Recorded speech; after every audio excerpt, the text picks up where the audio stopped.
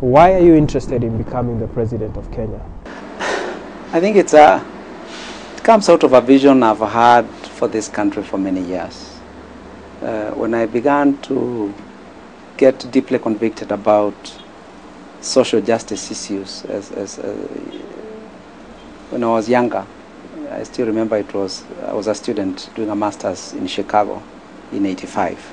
I began to ask questions and to imagine that this country could be better, to believe that this country could have a future that would be more inclusive, where people would be more in charge of determining their destiny. Those who would argue that your best chance at the presidency was in 2002, when your name was floated among compromise candidates that the then opposition coalition could consider. The presidency was not in my mind at the time. And I mean, when you make these decisions, they are personal decisions, and you make them for personal reasons. It's not like an opportunity that came, therefore you begin on an agenda that was not there in the first place, because the gallery wants you to start on a journey that is really not authentically your journey. So that's a strange comment to me, but that was not in my mind, and I didn't follow it up. Somebody said to me, if I was electing him in his NCCK days, then I would know what I was voting for, but you've not been as visible as much, at least not in the national arena during your tenure in Parliament. Why is this so? I haven't changed. If anything, I think I have had a constituency to take care of for 5 years. I know better. I've been in politics for 3.5 years. I know better. Kenyans have now come to conclude like people who talk. And that's okay.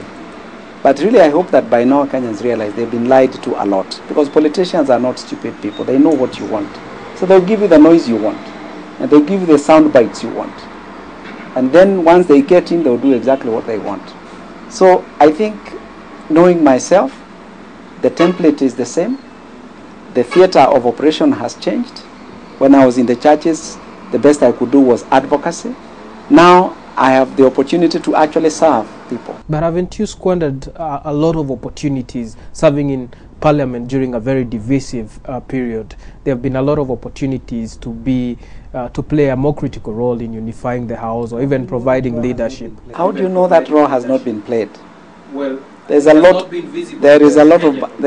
of behind the scenes work that goes on, but there's a lot of very good work that is done by committees, quite apart from the views we have on the chamber. How does a churchman like yourself plan to navigate the dirty waters that are Kenyan high-level politics? The fact that we're here doesn't mean we were given this on a silver plate. We had to navigate some waters to be here. We will continue, I suppose, that on a wider scale. But by now you've learned some skills. You understand the country. You understand its different narratives. When it is lying to you, when you are holding the right thing, you come to be discerning. You come to pick and choose, and then determine your agenda and drive it forward, or rather the people's agenda as you see it. The extremely skeptical would say, you're here telling us you want to be president. You're not telling us your party. You're not telling us your running mate. You're not telling us anything about your networks, political networks. Are you positioning yourself, or no, just to benefit from probably the situation where some of these alliances are coming, may not have a candidate to field, and you could be a compromise candidate? No, I'm not positioning myself. I'm not.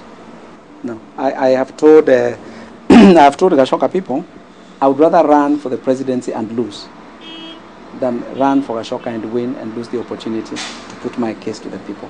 So I'm not positioning myself. I've decided. Oh yes, that decision is made. Thank you very much for making time. We're very grateful.